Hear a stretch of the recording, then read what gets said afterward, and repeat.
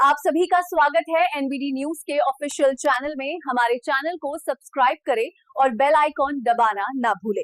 दिल्ली धमाका, अब तक की गिरफ्तारी और जांच की दिशा। रविवार शाम करीब 6:52 पर लाल किला मेट्रो स्टेशन के गेट नंबर 1 के बाहर एक कार में जबरदस्त धमाका हुआ। इस घटना में कम से कम 12 लोगों की मौत की पुष्टि हुई है, जबकि कई घायल अस्पतालों में भर्ती हैं। घटना के बाद इलाके में अफरा तफरी मच गई और आसपास की कई गाड़ियों में आग लग गई। पूरे क्षेत्र को सुरक्षा बलों ने घेर लिया और मामले की जांच राष्ट्रीय जांच एजेंसी NIA को सौंप दी गई। देश भर में सुरक्षा अलर्ट जारी कर दिया गया है। जांच एजेंसियों की शुरुआती रिपोर्ट के अनुसार यह साधारण दुर्घटना नहीं बल्कि एक योजनाबद्ध आतंकी साजिश हो सकती है। अब तक की जांच में कई अहम गिरफ्तारियां हो चुकी हैं। सूत्रों के मुताबिक 7 लोगों को टेरर मॉड्यूल से जुड़ाव के आरोप में पकड़ा गया है। इनमें डॉक्टर, क्लर्क और अन्य प्रोफेशनल पृष्ठभूमि वाले लोग शामिल बताए जा रहे हैं। इनमें से एक प्रमुख नाम डॉक्टर मुजम्मिल अहमद गनाई का है, जिसे हरियाणा के फरीदाबाद से गिरफ्तार किया गया। उस कुल मिलाकर अब तक 15 लोगों को गिरफ्तार किया जा चुका है, जबकि 3 और व्यक्तियों से पूछताछ जारी है। दिल्ली पुलिस ने एक कार डीलर को भी हिरासत में लिया है, जिसने उस हुंडई i20 कार को बेचा था जिसमें धमाका हुआ। जांच में यह भी सामने आया है कि आरोपी मुजम्मिल ने जनवरी 2025 में कई बार लाल किला क्षेत्र का दौरा किया था और इलाके की रिकॉनेसेंस की थी। जांच के दायरे में यह भी सामने आया है कि विस्फोटक सामग्री की मात्रा अनुमान से कहीं अधिक थी, करीब 2900 किलो तक। एजेंसियां यह पता लगाने में जुटी है कि यह सामग्री कहां से आई और कैसे इतने बड़े पैमाने पर दिल्ली में पहुंचाई गई। वाहन की स्वामित्व श्रृंखला की बारीकी से जांच हो रही है। कब खरीदा गया, किसने बेचा और किसके कब्जे में रहा।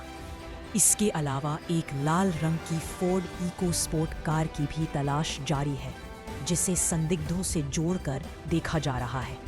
यह घटना केवल एक कार धमाका नहीं बल्कि एक बड़े अंतर्राज्यीय और संभवतः अंतर्राष्ट्रीय नेटवर्क का संकेत देती है। इस साजिश में शिक्षित पेशेवरों और प्रधानमंत्री नरेंद्र मोदी ने कहा है कि इस घटना में शामिल दोषियों को किसी भी हाल में बख्शा नहीं जाएगा। वहीं दिल्ली की मुख्यमंत्री रेखा गुप्ता ने मृतकों के परिजनों को 10 लाख रुपए की आर्थिक सहायता देने की घोषणा की है। इस बीच दिल्ली और आसपास के राज्यों में सुरक्षा कड़ी कर दी गई है, जबकि NIA और दिल्ली पुलिस संयुक्त रूप से मामले की तहकीकात कर रही है। यह धमाका दिल्ली में पिछले 1 दशक में हुई सबसे गंभीर घटनाओं में से एक माना जा रहा है, जिसने राजधानी की सुरक्षा व्यवस्था पर गहरे सवाल खड़े कर दिए हैं। जांच जारी है और आने वाले दिनों में और भी चौंकाने वाले खुलासे हो सकते हैं। Bureau report NBD।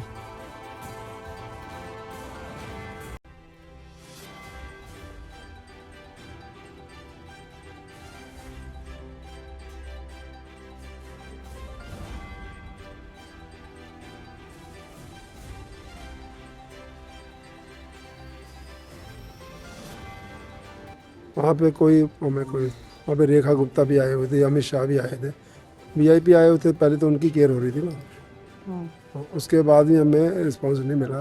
बहुत घर की तरफ ही आ रहा था, बाहर निकला वहीं पे ही कांड। अब पता नहीं है क्या हुआ क्या नहीं, ये तो रब जानेगी। मेरी 10 मिनट पहले बात की उनसे। क्या बात भाई यही है, पापा कहाँ पे हो? मैं मार्केट में ही था। मैं 10 मिनट में चल रहा हूँ।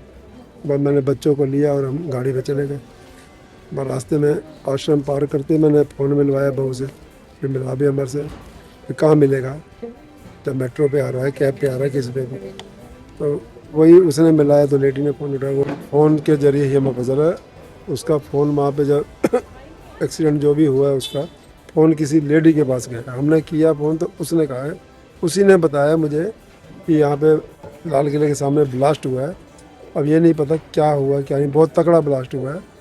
अब ये फ़ोन मुझे पड़ा हुआ मिला था, मैंने उठा लिया। ये तो हमें भी नहीं पता अभी तक जी क्या हुआ। अभी तक तो ना तो हमने न्यूज़ देखी है ना अखबार पढ़ा मैंने।